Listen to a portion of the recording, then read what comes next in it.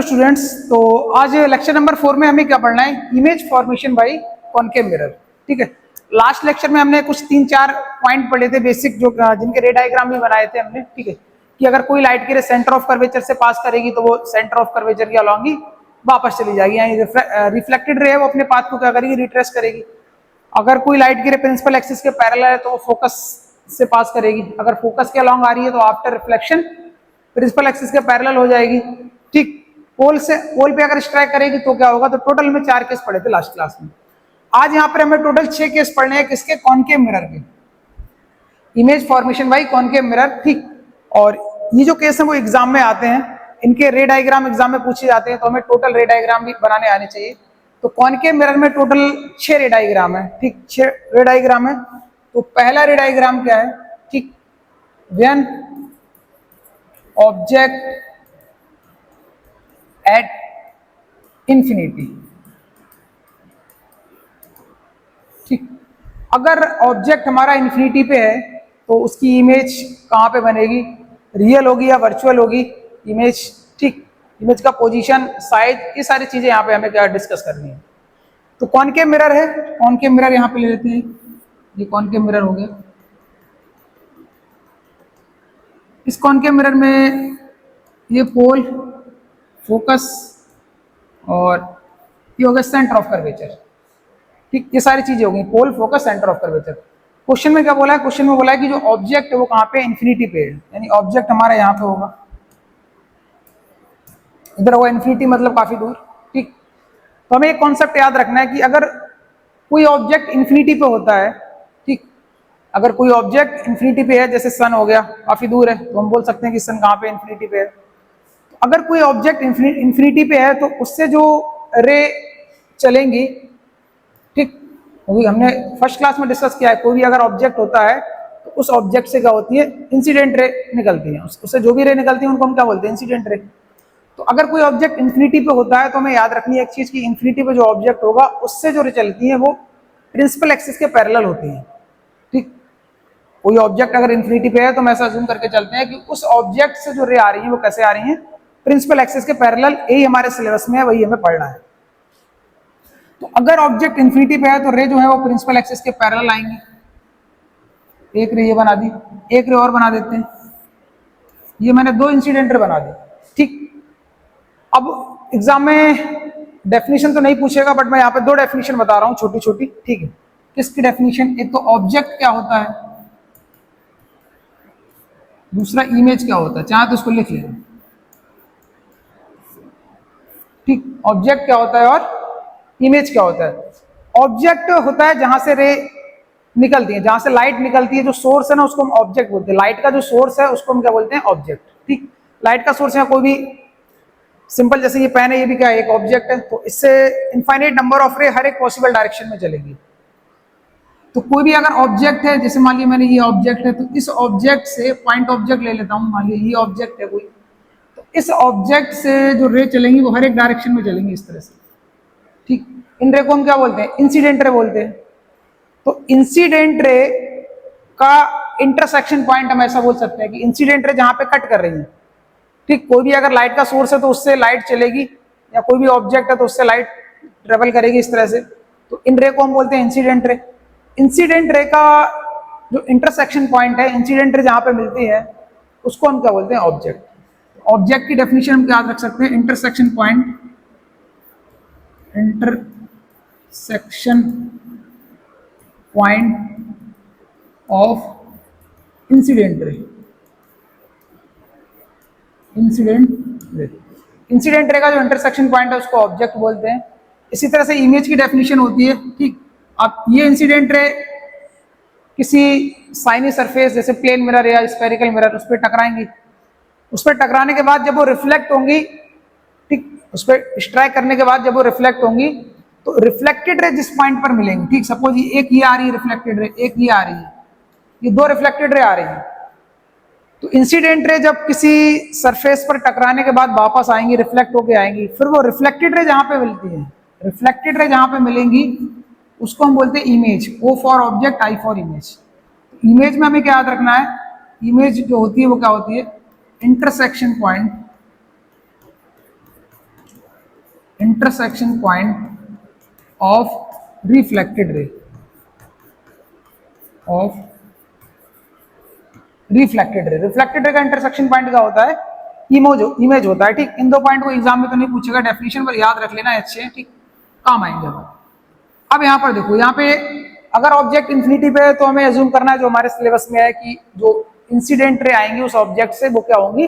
Principal axis के parallel. तो ये मैंने दो रे बनानी पैरेलल, एक रे नहीं बनाएंगे, हमेशा दो बनाएंगे, एक से काम चलेगा नहीं, ठीक। दो क्यों बनाएंगे? क्योंकि अभी हमने इमेज का यहाँ पे डेफिनेशन लिखा। इमेज का डेफिनेशन क्या होता है? रिफ्लेक्टेड रे का इंटरसेक्शन पॉइंट। अब इंटरसेक्शन, अगर इंटरसेक्शन होगा तो दो रे का होगा ना कम से कम, एक रे तो कहीं पे इंटरसेक्ट नहीं करेगी, ठीक। रिफ्लेक्टेड रे का इंटरसेक्शन पॉइंट का मतलब तो हमें कम से कम दो रिफ्लेक्टेड रे चाहिए। दो रिफ्लेक्टेड रे हमें तभी मिलेंगी, ठीक, दो रिफ्लेक्टेड रे हमें तभी मिलेंगी जब दो हमारे पास इंसिडेंट रे हो, क्योंकि एक इंसिडेंट रे से एक रिफ्लेक्टेड रे मिलेगी, दूसरी इंसिडेंट रे से दूसरी रिफ्लेक्टेड रे मिलेगी। तो हमेशा हम क्या करेंगे? हमेशा हम दो इंसिडेंट रे बनाएंगे, दो इंसिडेंट रे बनाएंगे, और उन दो इंसिडेंट रे से हमें दो रिफ्लेक्टेड रे मिलेंगी। वो दोनों रिफ्लेक्टेड रे जहां पे कट करेंगी, जहां पे इंटरसेक्ट करेंगी, वहीं पे इमेज का फॉर्मेशन होता है, ठीक। ये चीज याद रखनी, ये कॉन्सेप्ट। तो ये रे प्रिंसिपल एक्सिस के पैरेलल आ गया। तो कल वाली क्लास में हमने क्या पढ़ा था कि अगर इंसिडेंट रे प्रिंसिपल एक्सिस के पैरेलल है तो आफ्टर रिफ्लेक्शन वो कहां से पास करती हैं? फोकस से। ये हो गई reflected ray are are are are, ये है इंसिडेंट रे आई आर, ये है incident ray I R. Object कहां पे है?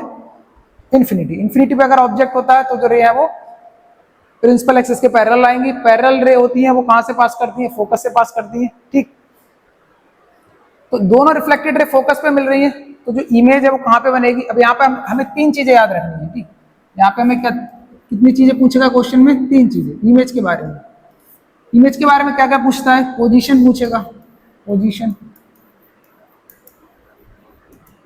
ठीक। इमेज का पोजीशन, साइज पूछेगा इमेज का, और नेचर पूछेगा। ये तीन चीजें हमसे पूछेगा एग्जाम में, तीनों चीजें हमें याद रखनी है। पोजीशन इमेज की कहां पे है? दोनों रिफ्लेक्टेड रे फोकस पे कट कर रही है, तो इमेज कहां पे बनेगी? फोकस पे। तो क्या लिखेंगे पोजीशन में? At focus. फिर अगर हम साइज की बात करें तो दोनों रिफ्लेक्टेड रे एक पॉइंट पर मिल रही है, इस तरह से दोनों रिफ्लेक्टेड रे कहां पे मिल रही है? एक पॉइंट पर। तो जो साइज होगा वो पॉइंट साइज होगा, ठीक। साइज जो है वो क्या होगा? पॉइंट साइज इमेज होगी, पॉइंट साइज। इस पॉइंट साइज का एक नाम और है जो हमारी एनसीईआरटी बुक में लिखा रहता है, ठीक। वो भी हमें याद रखना है क्योंकि क्वेश्चन पेपर में वही मिलेगा। पॉइंट साइज को हम एक और नाम से जानते हैं, उसको बोलते हैं हाईली डिमिनिश्ड, ठीक। क्या बोलते हैं? हाईली डिमिनिश्ड, यानी बहुत छोटा।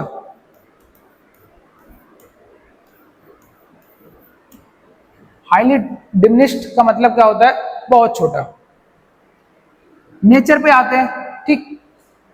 नेचर धीरे धीरे हमें समझ आएगा जब हम, जैसे ये पहला केस है ना, पहले केस में जब बहुत ही छोटा जब ऑब्जेक्ट होगा तो हमें दिखाई नहीं देगा वो सीधा है या उल्टा है, ठीक है। पॉइंट साइज का मतलब अगर एक पॉइंट में बना दूं, जैसे ये है, ये मुझे दिखा है सीधा है और ये वाला एरो उल्टा है, ये मुझे दिखाई दे रहा है, ये एरो सीधा है और ये एरो उल्टा है। बट अगर मैं एरो बहुत छोटा बनाऊं तो मेरे को पता ही नहीं चलेगा सीधा क्या है और उल्टा क्या है, ठीक। तो आगे वाले जब केस पढ़ेंगे तो ये वाला केस हमें आइडिया लग जाता है। जो आगे केस पढ़ेंगे ना, दूसरा, तीसरा, चौथा, पांचवा, छठा, ठीक, तो उनसे हमें आइडिया लग जाता है कि यहाँ पर जो इमेज है वो कैसी बन रही है, वो सीधी बन रही है या उल्टी बनती है, ठीक है। तो रियल का तो आइडिया लग जाएगा, ठीक। रियल, रियल बट यहाँ पे क्यों यूज कर रहे हैं? कल वाली क्लास में बताया था। अगर रिफ्लेक्टेड रे एक्चुअल में कहीं पे मीट करें, ठीक, अगर रिफ्लेक्टेड रे एक्चुअल में कहीं पे मीट करें तो वहां पे रियल इमेज का फॉर्मेशन होगा। अगर रिफ्लेक्टेड रे एक्चुअल में नहीं कर रही है मीट, हमें उन्हें मीट कराना पड़ रहा है एक्सटेंड करके डॉटेड लाइन से, तो वहां पे वर्चुअल इमेज बनती है। तो यहाँ पे हमें दिख रहा है ये एक्चुअल में कट कर रही है, मतलब यहाँ पे रियल इमेज बनेगी। तो रियल, तो नेचर होगा रियल इसका, and inverted, real and inverted. Inverted word का मतलब होता है उल्टा। यहाँ पे जो इमेज है वो कैसी बनेगी? उल्टी बनेगी। अब एक्चुअली यहाँ पे पॉइंट साइज बनती है तो हमें डायग्राम में शो कर नहीं पाएंगे, डायग्राम ऐसे ही बनाना रहेगा। लेकिन जब आगे वाले केस पढ़ेंगे और ठीक दूसरा केस पढ़ेंगे, तीसरा, चौथा, पांचवा, छठा, तो उनसे हमें आइडिया लग जाएगा कि यहाँ पे इमेज कैसी बनती है? इन्वर्टेड यानी उल्टी बनती है, ठीक। क्योंकि छोटी है तो डायग्राम में शो नहीं हो पाएगी यहाँ पे उल्टी इमेज, ठीक। तो ये हमारा पहला केस है। टोटल हमें 6 केस पढ़ने हैं। दूसरा केस पढ़ते हैं। ये पॉइंट एग्जाम में पूछी जाती है, पॉइंट हमें याद रखने हैं, पॉइंट याद रखने हैं और रे डायग्राम याद रखना है, ठीक है। दूसरा केस पढ़ते हैं, पहला हो गया ये। Number 2, when object beyond C for centre of curvature, यानी सेंटर ऑफ कर्वेचर के ऑब्जेक्ट कहां पे है, बाहर। इसमें कुछ चीज कॉमन रहेंगी, ठीक, पोजीशन, साइज और नेचर, ये सारी चीजें हमें बतानी है।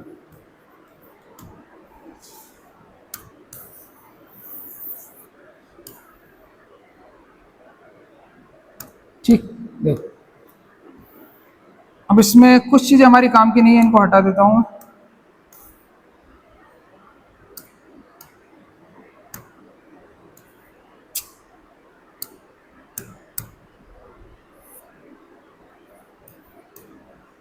मिटाई दे, देखो दूसरा केस हमें क्या पढ़ना है, दूसरा केस जो है हमारे सिलेबस में कि जो ऑब्जेक्ट है वो कहां पर है, बियॉन्ड सी, यानी C for centre of curvature. Object centre of curvature क्या है, बियॉन्ड, बाहर है, सेंटर ऑफ कर्वेचर के बाहर है थोड़ा सा, ठीक, तो यानी ऑब्जेक्ट यहां पर होगा, ये मैंने मान लिया ऑब्जेक्ट, ठीक। ऑब्जेक्ट को इस तरह से बनाएंगे, ये है हमारा ऑब्जेक्ट। हमें इसकी इमेज बनानी है। अगर हम इस ऑब्जेक्ट को इस स्फेरिकल मिरर में देखेंगे तो इसकी इमेज जो है स्फेरिकल मिरर में किस तरह से फॉर्म होगी। इमेज बनाने के लिए हमें क्या करना है, 2 इंसिडेंट रे चलानी है हमें, और इन 2 इंसिडेंट रे से हमें क्या मिलेंगे, 2 रिफ्लेक्टेड रे, ठीक। इन रिफ्लेक्टेड रे का जो इंटरसेक्शन पॉइंट होगा, इन रिफ्लेक्टेड रे का जो इंटरसेक्शन पॉइंट है उसे हम क्या बोलेंगे, इमेज। तो चलाते हैं 2 इंसिडेंट रे। अब 2 इंसिडेंट रे किस तरह चलानी है वो भी इंपॉर्टेंट है, ठीक। 2 इंसिडेंट रे हमें चलानी है, लेकिन और कहां से चलाएंगे, ऑब्जेक्ट से चलाएंगे। तो हमें 2 इंसिडेंट रे चलानी है ऑब्जेक्ट से, बट इंसिडेंट रे किधर चलाएं, क्योंकि किसी भी ऑब्जेक्ट से इनफाइनाइट नंबर ऑफ रे चलती है। जैसे ये ऑब्जेक्ट है तो इससे एक रे इधर भी जा रही होगी, इधर भी जा रही होगी, इधर भी, इधर भी, इधर भी, इधर भी, इधर भी, हर तरफ जा रही है, हर एक पॉसिबल डायरेक्शन में, ठीक। जैसे लाइट का बल्ब है, उससे लाइट हर एक डायरेक्शन में जाती है, ऐसी कोई ऑब्जेक्ट है उससे जब रे चलती है तो हर एक पॉसिबल डायरेक्शन में चलती है। बट हमें केवल 2 चलानी है, हमें 2 किधर चलानी है वो भी हमें याद रखना है, ध्यान रखना है, ठीक। अब देखो इधर तो चलाने से कोई मतलब है नहीं, क्योंकि इमेज बनेगी मिरर में। मिरर में अगर हमें इमेज बनानी है तो हमें इंसिडेंट रे मिरर की तरफ चलानी है, ठीक। तो याद क्या रखना है, हमेशा हमें एक इंसिडेंट रे प्रिंसिपल एक्सिस के पैरेलल चलानी है। ये क्या याद रखना है, एक इंसिडेंट रे हमें हमेशा प्रिंसिपल एक्सिस के पैरेलल चलानी है। क्यों चलानी है प्रिंसिपल एक्सिस के पैरेलल, अगर हम प्रिंसिपल एक्सिस के पैरेलल चलाएंगे तो इससे फायदा ये होगा, रिफ्लेक्टेड रे बनाने में हमें दिक्कत नहीं होगी। अगर हमने इंसिडेंट रे प्रिंसिपल एक्सिस के पैरेलल चलाई तो पैरेलल चलाने से फायदा क्या होगा, रिफ्लेक्टेड रे हम इजीली ड्रॉ कर पाएंगे। रिफ्लेक्टेड रे इजीली कैसे ड्रॉ कर पाएंगे, क्योंकि हमें पता है कि रिफ्लेक्टेड रे अगर कोई इंसिडेंट रे प्रिंसिपल एक्सिस के पैरेलल है तो रिफ्लेक्टेड रे कहां से पास करेगी, फोकस से पास करेगी। ये हो गई आर आर रिफ्लेक्टेड रे, ये है इंसिडेंट, ठीक। एक काम हो गया हमारा। कल की क्लास में ये तो पॉइंट पढ़े थे हमने, ये यहाँ पे काम आ रहा है आज हमारे। दूसरी इंसिडेंट रे कहां से चलाएंगे, ठीक। तो दूसरी इंसिडेंट रे चलाने के लिए इसी का उल्टा वाला पॉइंट, इसी का रिवर्स पॉइंट होता है ना। अगर रे प्रिंसिपल एक्सिस के पैरेलल है तो फोकस से पास करेगी, और अगर फोकस से जा रही है तो पैरेलल हो जाएगी, ठीक। अगर इंसिडेंट रे प्रिंसिपल एक्सिस के पैरेलल है तो फोकस से पास करेगी, अगर फोकस के अलोंग आ रही है तो प्रिंसिपल एक्सिस के पैरेलल हो जाएगी। ये चीज हमने डिस्कस की थी कल वाली क्लास में। तो हम क्या करेंगे, दूसरी वाली जो इंसिडेंट रे है वो हम फोकस से पास करा देंगे। एक ही होगी इंसिडेंट रे, फोकस से पास कराने से फायदा यही हुआ हमें कि हमें रिफ्लेक्टेड रे पता होगी, ठीक। फोकस से पास कराई, अब हमें पता है अगर इंसिडेंट रे फोकस के अलोंग आ रही है तो आफ्टर रिफ्लेक्शन रिफ्लेक्टेड रे जो है वो प्रिंसिपल एक्सिस के पैरेलल हो जाएगी। तो यहां से जब लाइट रिफ्लेक्ट होगी तो वो प्रिंसिपल एक्सिस के पैरेलल आएगी इस तरह से। ये आ गई रिफ्लेक्टेड रे। अब हमें क्या देखना है, इमेज। इमेज क्या होती है, 2 रिफ्लेक्टेड रे जहां पे कट करती हैं वहां पे इमेज का फॉर्मेशन होता है। तो ये यहाँ पे कट कर रही है, यहाँ पे कट कर रही है तो यहाँ पर इमेज बनेगी, यहाँ पे इमेज बना दो, ये बना दी इमेज, ये बन गई इमेज, यहाँ पे कट गई, प्रिंसिपल एक्सिस से इस पॉइंट को मिला दो यहाँ तक, ये क्या बन गई इमेज। ठीक, तो ये हमारा ऑब्जेक्ट और ये इमेज है। तो ये तो हमारा हो गया रे डायग्राम। 1.5 मार्क्स में रे डायग्राम पूछा जाएगा अगर एग्जाम में पूछा जाएगा। ठीक, बाकी इससे क्वेश्चन कैसे कैसे बनेंगे वो भी हमें याद रखना है। तो पहला आता है पोजीशन। ठीक, इमेज की पोजीशन कहाँ पे है? तो पोजीशन अगर हम देखें डायग्राम में, तो डायग्राम में क्लियर हमें दिख रहा है कि पोजीशन जो है वो सेंटर ऑफ कर्वेचर और फोकस के बीच में है। ठीक, तो पोजीशन में क्या लिखेंगे? Between C and F. जो हमारी पोजीशन है वो हो जाएगी बिटवीन, ये सिंबल है बिटवीन का, पूरा लिख लेना आप, बिटवीन सी एंड एफ। ठीक, पूरा क्या लिख सकते हैं? Between centre of curvature and focus. ठीक, between centre of curvature and focus, ऐसे पूरा लिख सकते हैं। दूसरा आता है साइज। अब देखो ऑब्जेक्ट बड़ा दिख रहा है यहाँ पे, ऑब्जेक्ट बड़ा है, इमेज क्या है? छोटी है। तो छोटे के लिए वर्ड यूज करते हैं डिमिनिश्ड। तो साइज यहाँ पे क्या लिखेंगे? डिमिनिश्ड। तीसरा पॉइंट यहाँ पर क्या पूछेगा? नेचर। नेचर क्या होता है? दोनों रिफ्लेक्टेड रे इस पॉइंट पर कट कर रही है, एक्चुअल में कट कर रही है। एक्चुअल में अगर कट कर रही है तो नेचर क्या हो जाएगा? एक्चुअल में कट करेंगे तो नेचर लिखेंगे रियल। रियल एंड इमेज जो है वो उल्टी बन रही है। इमेज कैसी बन रही है? उल्टी। ऑब्जेक्ट ऐसा रखा है, इमेज नीचे की तरफ बन रही है, डाउनवर्ड डायरेक्शन में, उल्टी, इनवर्टेड। तो क्या लिखेंगे? Real and inverted. ये नेचर हो जाएगा। ठीक, ये नेचर हो गया। तो ये दूसरा पॉइंट हमारा, दूसरा रे डायग्राम हमारा क्लियर हो गया। अब यहाँ पे हम पढ़ेंगे थर्ड रे डायग्राम। थर्ड नंबर हमारा क्या आएगा? अब ये जो ऑब्जेक्ट है, इस ऑब्जेक्ट को हम कहाँ पे रखेंगे? सी पर। ठीक, थर्ड हमारा जो केस आता है जो हमारे सिलेबस में है, when object at C, C for centre of curvature. जब ऑब्जेक्ट हमारा सेंटर ऑफ कर्वेचर पे है तब वहां पे किस तरह की चीजें होंगी। ठीक है, जब ऑब्जेक्ट हमारा सेंटर ऑफ कर्वेचर पे है उस टाइम पे किस तरह की चीजें होंगी। तो इसको मैं फिर से बनाता हूं दोबारा। एक हमें कॉनकेव मिरर लेना है, ये हो गया हमारा concave mirror. Pole, focus, centre of curvature. ठीक, ये ऑब्जेक्ट जो है वो कहां पे है? सेंटर ऑफ कर्वेचर पे। जितने भी रे डायग्राम है सिलेबस में, सबसे ज्यादा दिक्कत जो आएगी वो इस वाले रे डायग्राम में आएगी। ठीक है, क्योंकि यहाँ पे क्या है? मार्जिन ऑफ एरर काफी कम है। जैसे पिछले वाले केस था हमारा, पिछले वाले केस में अगर हमारी इमेज यहाँ पर बन जाती है तो हमारा आंसर करेक्ट माना जाएगा। अगर हमारी इमेज यहाँ पे बन जाती है तो हमारा आंसर करेक्ट माना जाएगा। अगर हमारी इमेज यहाँ बनती है तो आंसर करेक्ट है। इमेज अगर यहाँ पे बन रही है तो भी आंसर करेक्ट है। पिछला केस जो हमने पढ़ा सेकंड नंबर वाला, उसमें जो इमेज का पोजीशन था वो क्या था? Between C and F. तो बिटवीन सी एंड एफ इतना स्पेस हमें मिलता है, बिटवीन सी एंड एफ इतना स्पेस हमें मिल रहा है। इस स्पेस में कहीं पर भी इमेज बना दो, हमारा आंसर करेक्ट है। बट थर्ड नंबर वाले केस में क्या है? इसमें क्या होता है? ठीक, क्योंकि रे डायग्राम हम पूरे एक्चुअल मेजरमेंट से नहीं बनाते, हम तो सिंपल पेन ले लिया और इसी से पेन से मेजरमेंट करके बना रहे हैं।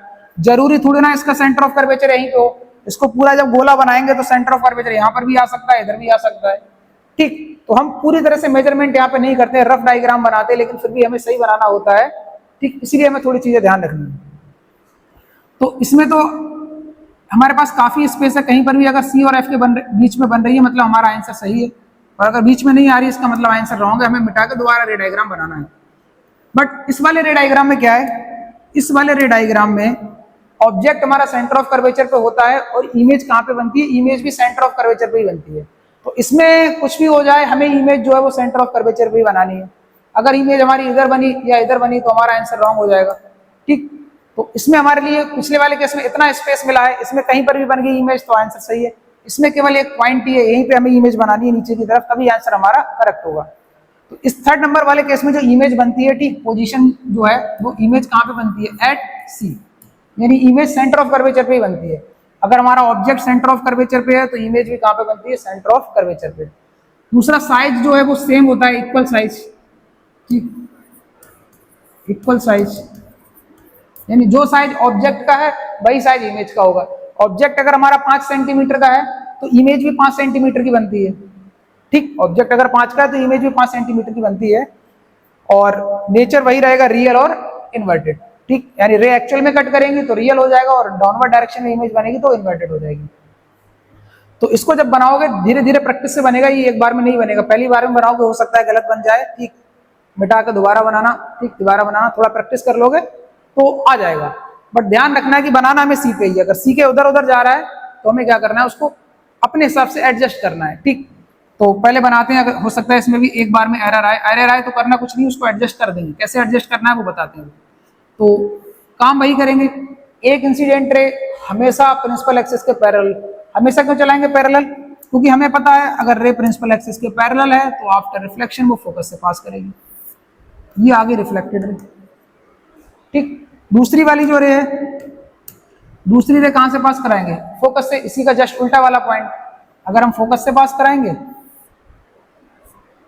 ठीक, तो रे अगर फोकस से पास करेगी तो आफ्टर रिफ्लेक्शन वो प्रिंसिपल एक्सिस के पैरेलल हो जाएगी। तो इसको यहां से पैरेलल करा दो प्रिंसिपल एक्सिस के। ठीक, अब देखो ये नीचे है ना, इसी के नीचे अगर बनेगी तो लगभग यहाँ कहीं कट लगना चाहिए।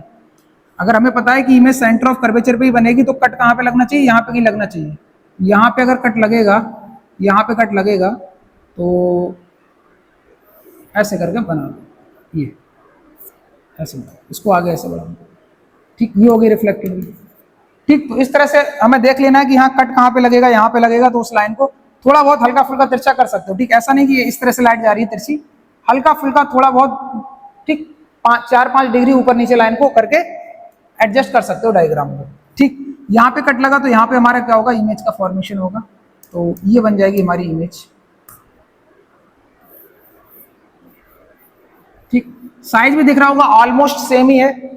ठीक, हल्का फुल्का अगर ज्यादा होगा तो चलेगा, ऐसा नहीं करना कि एक इतना है और एक इतना है, इनमें बहुत डिफरेंस दिख रहा है। ठीक, इनमें भी अगर मेजरमेंट करने जाओगे तो हो सकता है 1-आधा सेंटीमीटर का फर्क आए, लेकिन ऑलमोस्ट सेम दिख रहा है। हमें रफ डायग्राम बनाना होता है, एक्चुअल रे डायग्राम नहीं बनाना होता है। इतना बनाओगे तो आंसर हमारा सही माना जाएगा। तो ये 3rd नंबर वाला जो केस है, इसको थोड़ा सा ध्यान रखना है, ये पॉइंट याद रहेंगे। बनाना हमें यहीं पे, एक बार में नहीं बनेगा तो 2 बार में बनाना, 2 बार में नहीं 3 बार में, यहां बनाओगे तभी आंसर सही माना जाएगा। ठीक है, तो ये 3rd हमारा रे डायग्राम हो गया। जब ऑब्जेक्ट सी पर है, इमेज सी पे बनेगी, सेम साइज की बनेगी, जितना बड़ा ऑब्जेक्ट उतनी बड़ी इमेज। रे दोनों रिफ्लेक्टेड रे एक्चुअल में कट कर रही है, यहाँ पे एक्चुअल में कट करेंगे तो कैसी इमेज बनेगी, रियल, और दिख रही है डाउनवर्ड डायरेक्शन में नीचे की तरफ, ऐसे तो इन्वर्टेड, उल्टी। इन्वर्टेड का मतलब क्या होता है, उल्टी। तो ये टोटल हो गया 3 केस। अब पढ़ते हैं केस नंबर 4। टोटल 6 केस है यहाँ पे। ठीक, केस नंबर 4 में देखो क्या है। ठीक, 4 में क्या है, मिरर बनाते हैं।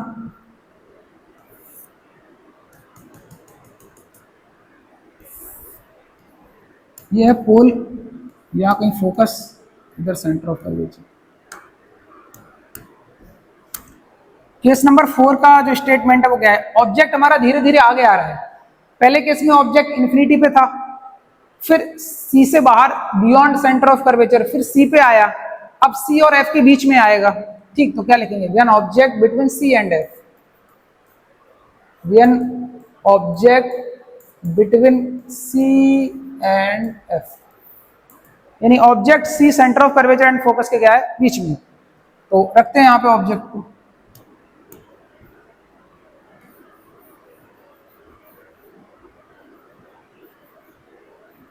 ठीक, ये हो गया हमारा ऑब्जेक्ट सी और एफ के बीच में।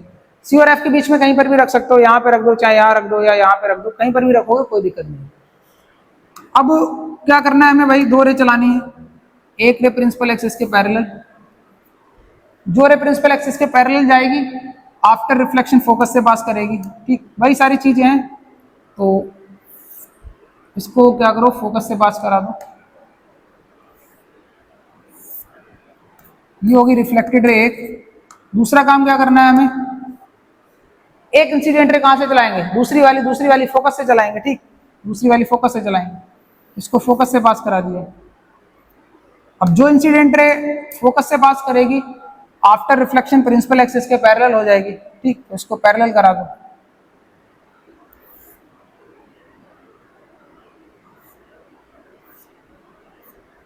तो ये दोनों यहां पे कहीं कट कर रही हैं, यहां पे कट कर रही है, तो इमेज का फॉर्मेशन यहीं पे होगा। ठीक, तो ये हो गया इमेज का फॉर्मेशन। ठीक, ये हो गया इमेज का फॉर्मेशन। ठीक, बहुत सिंपल भाई, दो काम करने हैं बार बार हमें और ज्यादा कुछ नहीं करना है। ठीक, एक एक बार खुद से प्रैक्टिस करोगे तो आ जाएंगी चीजें आराम से। पोजीशन अब यहाँ पर लिखेंगे तो इमेज की पोजीशन, इमेज कहाँ पे है, सी से बाहर है, तो क्या लिखेंगे, बियॉन्ड सी। पोजीशन में क्या लिखेंगे, बियॉन्ड सी, यानी सेंटर ऑफ कर्वेचर के बाहर। फिर साइज, साइज हमें दिख ही रहा है, ऑब्जेक्ट छोटा है और इमेज क्या है, बड़ी है, तो बड़ी के लिए क्या लिखेंगे, इन लार्ज। साइज हमारा क्या होगा यहाँ पे, इन लार्ज साइज हो जाएगा, इन लार्ज। फिर नेचर की अगर बात करें तो रे दिख रही है हमें, एक्चुअल में कट कर रही है, अगर रे एक्चुअल में कट कर रही है तो हम क्या बोलते हैं, रियल। रियल एंड इमेज उल्टी बन रही है तो उल्टी वर्टिकली हम क्या लिखते हैं, इन्वर्टेड। क्या लिखेंगे, इन्वर्टेड। ये हो गया हमारा केस नंबर 4। फिर एक केस और आएगा, पांचवा और फिर लास्ट में छठा। 5 नंबर केस क्या है, ये जो ऑब्जेक्ट है वो कहां पर आ जाएगा, फोकस पे। एक बार ऑब्जेक्ट को फोकस पे रखेंगे, ये 5 नंबर वाला केस हो गया। फिर लास्ट क्या आएगा, जब हम ऑब्जेक्ट को फोकस और पोल के बीच में रखेंगे, वो 6 नंबर वाला। ठीक, ये टोटल 6 केस हमें पढ़ने हैं। ये 4 हो गए। अब नंबर 5 की बात करते हैं। नंबर 5 में क्या है, व्हेन ऑब्जेक्ट एट एफ, यानी ऑब्जेक्ट हमारा कहां पर है, फोकस पे है। ठीक, फोकस पे है तो यही सारी चीजें हमें यहाँ पे लिखनी है बाद में। फोकस पे है तो इसको मिटा देता हूं, मैं दोबारा बनाता हूँ रे डायग्राम। ठीक, एक हमारे पास कॉनकेव मिरर है,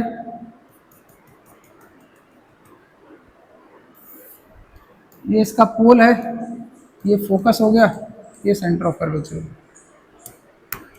ऑब्जेक्ट कहाँ पे है, ऑब्जेक्ट यहाँ पे है, फोकस पे। ठीक, ये हमारा है केस नंबर 4। अगर ऑब्जेक्ट हमारा फोकस पे है तो इमेज कहाँ पे बनेगी, और इमेज का साइज, नेचर, ये सारी चीजें क्या होगी। ठीक, तो इसमें भी वही काम करते हैं, पहला काम तो हमें वही करना है जो करते आए, एक रे प्रिंसिपल एक्सिस के पैरेलल। ठीक, क्या करेंगे, एक रे प्रिंसिपल एक्सिस के पैरेलल, और प्रिंसिपल एक्सिस के पैरेलल अगर रे है तो आफ्टर रिफ्लेक्शन वो कहां से पास करेगी, फोकस से पास करेगी। ठीक, ये हो गया। दूसरा काम इसमें क्या करेंगे, ठीक, दूसरा काम इसमें क्या करेंगे, अब इसमें क्या करते हैं, इस वाले केस में क्या है कि हम फोकस से नहीं पास करा सकते अब दूसरी वाली रे को।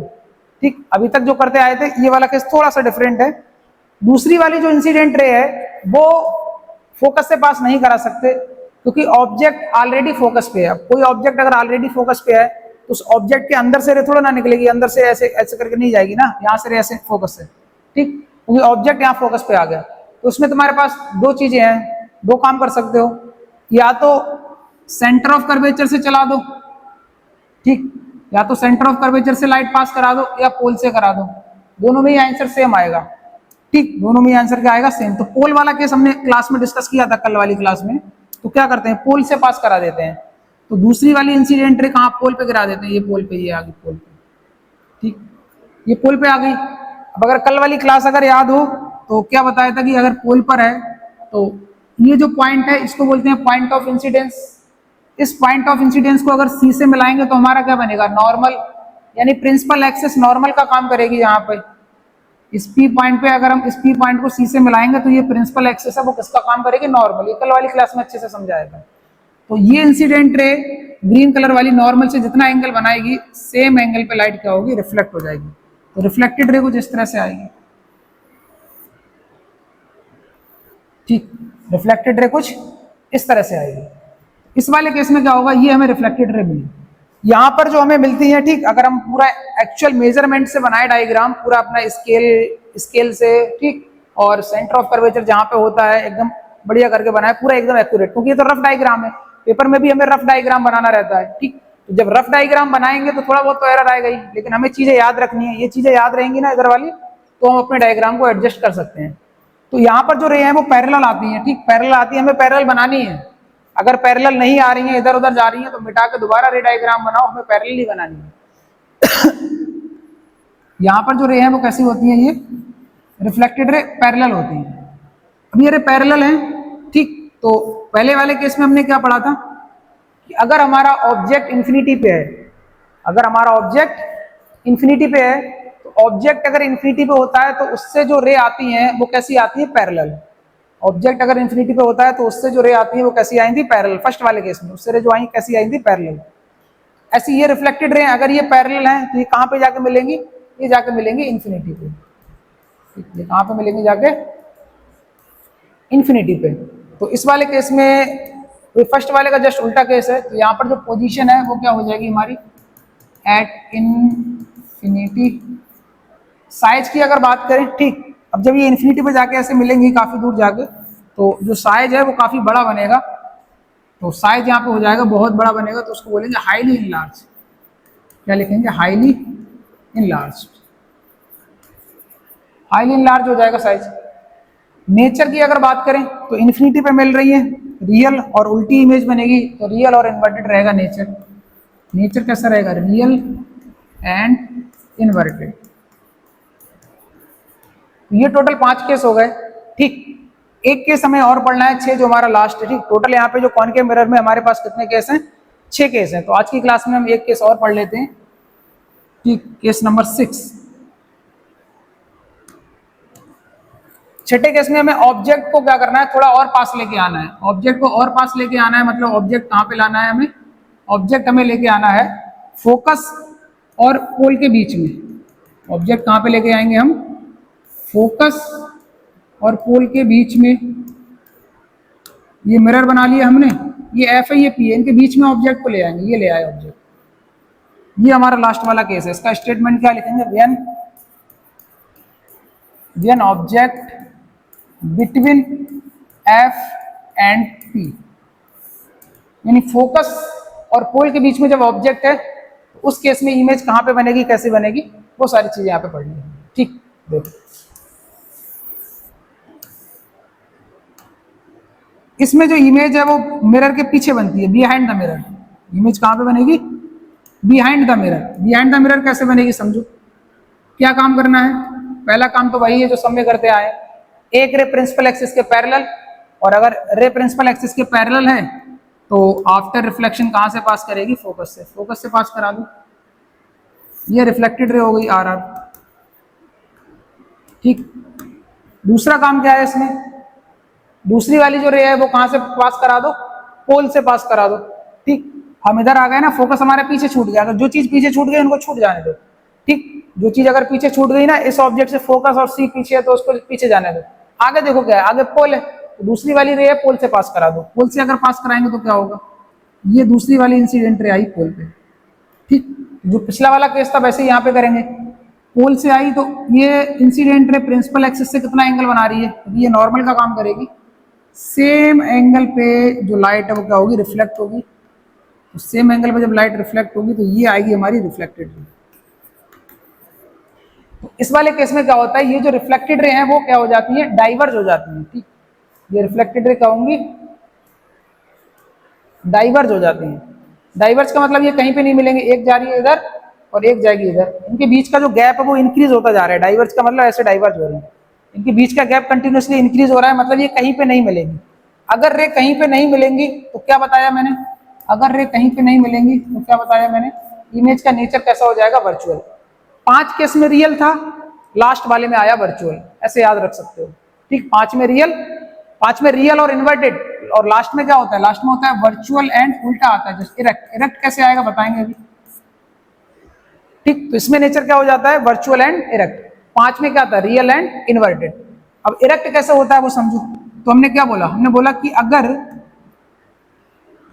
अगर रिफ्लेक्टेड रे कहीं पे नहीं मीट कर रही है एक्चुअल में अगर मीट नहीं करती है तो हम उन्हें जबरदस्ती मिलाते हैं। और मिलाने का तरीका क्या है, उनको एक्सटेंड करेंगे पीछे की तरफ।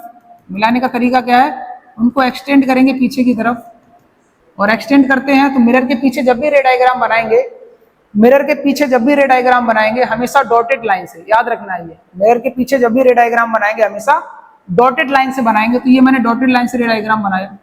ठीक, तो अगर मैं यहाँ से देखूं तो मेरे को लगेगा ये रिफ्लेक्टेड रे यहाँ से आ रही है, ये रिफ्लेक्टेड रे यहाँ से आ रही है, बट एक्चुअल में ये नहीं आ रही है, ऐसा हमें अपीयर होगा। ठीक, प्रतीत होगा, ऐसा में अपीयर होगा, एक्चुअल में नहीं आएंगे। ठीक, इसीलिए यहाँ पे रियल इमेज नहीं बनेगी, कैसी बनेगी, वर्चुअल। तो ये दोनों हमें ऐसा लगेगा यहाँ से कहीं आ रही है, यहाँ पे कहीं कट लग रहा है, तो यहाँ पे इमेज बनेगी इस तरह से ये। ठीक, तो यहाँ पर सीधी इमेज बन रही है, ऑब्जेक्ट हमारा ऐसा है, इमेज हमारी ऐसी है, सीधी है। तो सीधे के लिए इंग्लिश में वर्ड यूज करते हैं इरेक्ट। ठीक, वर्चुअल एंड इरेक्ट। साइज अगर देखेंगे तो साइज में हमें पता चल रहा है कि इमेज जो है वो बड़ी है, तो बड़ी के लिए हम क्या लिखेंगे, इनलार्ज। इनलार्ज।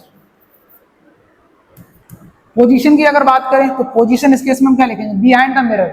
मिरर के पीछे इमेज बन रही है यहाँ पे, ठीक। इमेज कहाँ बन रही है, behind, behind the mirror. Behind the mirror है, ये इमेज बन रही है। तो ये टोटल कितने हो गए हमारे, 6 केस हो गए, ठीक। एक बार इन 6 केसों को रिकॉल करा देता हूं मैं, ठीक। रिकॉल यानी याद करा देता हूं, थोड़ा सा इन्हें याद कैसे रखना है, ठीक। देखो इन 6 केसों को हम याद करा देते हैं एक बार। ये हमारा पोल, ये है फोकस, ये है सेंटर ऑफ कर्वेचर। याद कैसे रखना है, सबसे पहले नेचर याद करा देते हैं।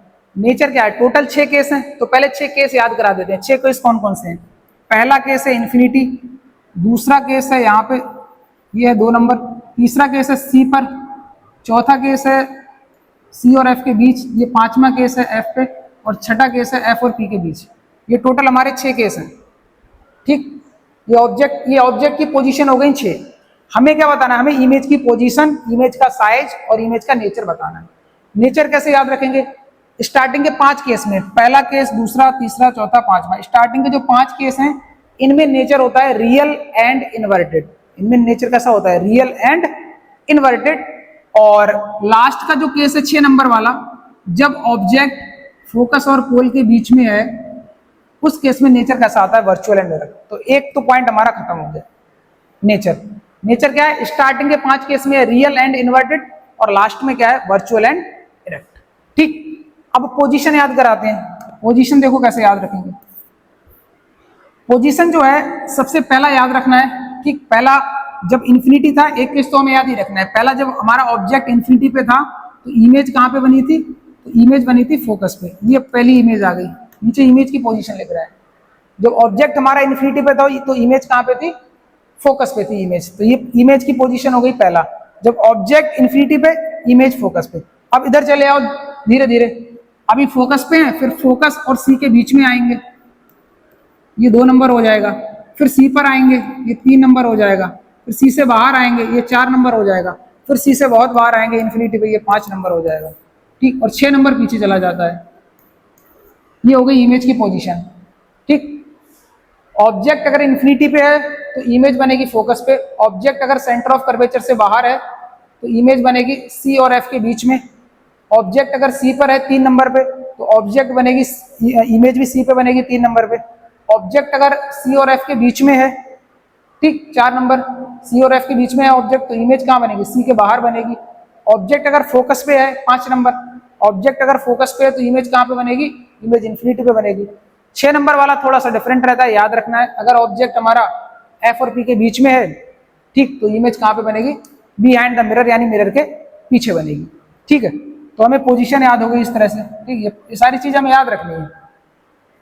फिर आया साइज, ठीक। साइज को थोड़ा सा याद रखना है, ठीक। साइज को क्या याद रखना है, साइज क्या होता है, धीरे धीरे बढ़ता है। साइज में हमें क्या याद रखना है, साइज जो है वो धीरे धीरे इंक्रीज होता है। धीरे धीरे कैसे इंक्रीज होता है, पहले वाले केस में जो साइज था वो पॉइंट साइज था, ये था साइज, पॉइंट साइज।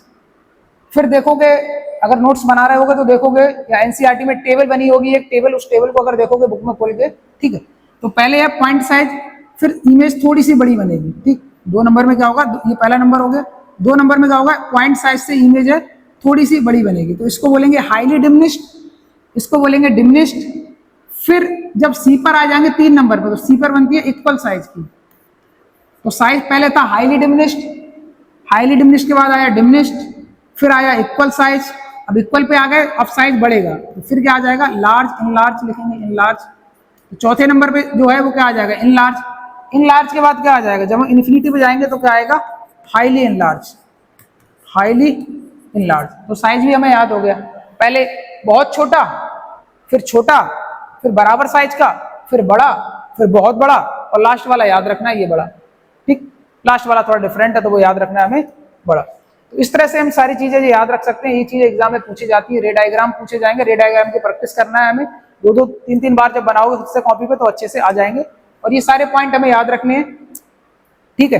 तो इस क्लास में इतना ही रखते हैं। नेक्स्ट क्लास में हम पढ़ेंगे कॉनकेव की जगह कॉन्वेक्स मिरर, कॉन्वेक्स मिरर से इमेज का फॉर्मेशन कैसे होता है। कॉन्वेक्स मिरर में केवल 2 ही केस हैं, ठीक, तो वो मुश्किल से 10 या 15 मिनट में खत्म हो जाएगा।